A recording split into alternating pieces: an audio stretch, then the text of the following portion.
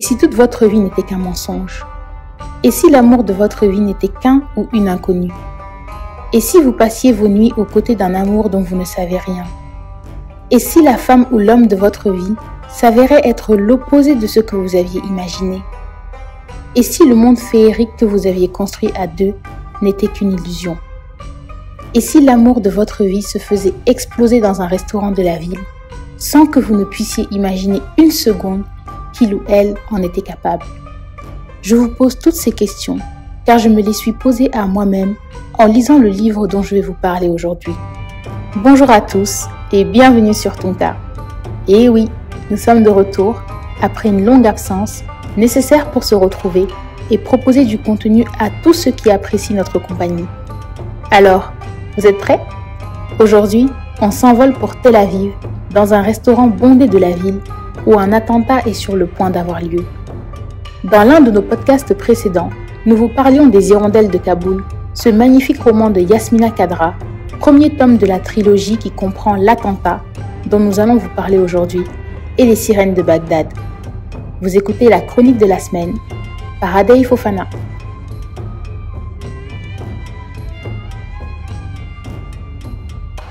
Amin est un chirurgien israélien d'origine palestinienne.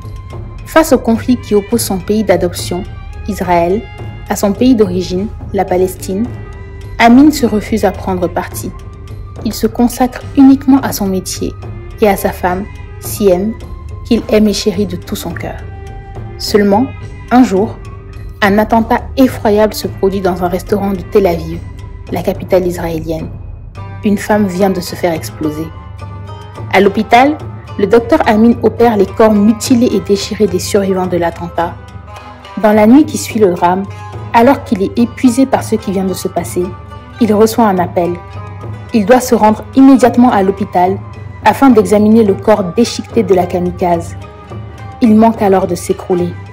La femme qui s'est fait exploser dans un restaurant de Tel Aviv, quelques heures plus tôt, n'est autre que son épouse, Siem. Comment accepter l'inacceptable? Comment comprendre l'incompréhensible? Comment admettre l'impossible? Tant d'années d'amour et d'intimité partagées pour se rendre compte qu'on ne voyait de l'autre qu'une carapace, mais jamais les tréfonds de l'âme. Pourquoi Siem a-t-elle choisi ce destin tragique? Pourquoi Amin n'a-t-il rien vu venir? Pour avoir un début de réponse, il faut pénétrer dans l'horreur du conflit israélo-palestinien. Depuis des années, le monde assiste, divisé, à ce conflit sans fin. Dans un contexte d'horreur et d'effroi perpétuel, quelle est la place de la littérature? Comment écrire sur un conflit si controversé, sans parti pris? L'approche de Yasmina Khadra est tout autre. Faire parler l'humain, ses faiblesses et ses peurs, ses certitudes et ses contradictions, ce qu'il dévoile et ce qu'il cache, ses prises de position et ses nuances. En somme, sa complexité. Le docteur Amin, face à la nouvelle foudroyante dont il vient d'être frappé, s'enferme dans le déni. Les complexités et les nuances de sa femme, elles n'existent pas. Sa prétendue participation à l'attentat en tant que protagoniste principal, c'est impossible. Ils étaient heureux. Heureux. Une femme belle et douce, moderne, un couple heureux et amoureux, complice. Comment l'intégrisme pouvait-il gâcher ce tableau idéal? Face à la hargne du monde, Amin part à la recherche de la preuve de l'innocence de sa femme. Des souvenirs de leur mariage participent à le convaincre de son innocence, tandis que la réalité le rattrape très vite, malgré lui, lorsque des preuves irréfutables se présentent à lui. Un jour, une lettre de Siem postée quelques heures avant l'attentat brise tous ses espoirs, dévoile ce qu'il ne voulait pas voir. À quoi sert le bonheur quand il n'est pas partagé, Amin, mon amour? Mes joies s'éteignaient chaque fois que les tiennes ne suivaient pas. Tu voulais des enfants, je voulais les mériter. Aucun enfant n'est tout à fait à l'abri s'il n'a pas de patrie. Ne m'en veux pas, Siem. La kamikaze, c'est bien sa femme. L'enquête prend alors un tout autre tournant. Amin veut désormais se confronter à ceux qui ont encouragé son épouse à commettre l'irréparable. Il recevra des avertissements et de multiples menaces pour lui faire rebrousser chemin. Rien n'y fait. Il reste déterminé. Il rencontre un jour un chef de guerre qui lui explique l'essence de leur combat, celui de la résistance palestinienne, et l'admiration qu'il voue à sa femme, Siem. Les sentiments d'Amin sont clairs. Il déteste les extrémistes et les leaders religieux et politiques de la cause palestinienne.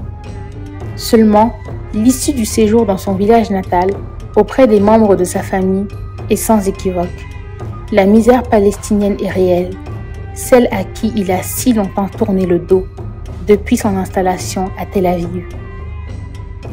Pendant le séjour d'Amin, son petit cousin Wissam, convoqué par l'organisation, se fait exploser près d'un poste de l'armée israélienne. Cette dernière, en guise de représailles, ordonne la destruction de la maison ancestrale de la famille. Amin est dévasté. Ensuite, c'est au tour de sa cousine, Janine, de s'enfuir de la maison. Amin part à sa recherche et pense la trouver dans la mosquée de Cheikh Marwan, un leader religieux influent. Pendant le discours du cheikh, l'alerte est donnée. Un attentat se prépare. Alors que ce dernier pénètre dans la voiture, accompagné par ses gardes, la catastrophe s'abat. Un drone vient de s'abattre sur la place. Dès lors, Yasmina Khadra reprend la scène initiale du roman. Je vous laisse la découvrir. Vous aurez certainement froid dans le dos. Dans l'attentat, Yasmina Khadra convoque toutes les positions. Au-delà de la vision parfois peu nuancée de ce conflit majeur de notre temps, l'auteur se réserve de tout parti pris. Le roman fera appel à toutes vos contradictions. Vous serez peut-être amené à voir les choses sous un angle différent de celui qui était le vôtre jusqu'ici. Vous explorerez toutes les nuances de couleurs des êtres humains et votre jugement final sera sans doute peu éclairé, à dessein. La force du roman est la suivante: vouloir comprendre et expliquer l'impensable. D'ailleurs, vous ne trouverez certainement pas de réponse définitive aux questions posées au début, tout simplement parce qu'il n'y en a pas. C'était la chronique de la semaine par Adey Fofana. Merci d'avoir écouté Tunta.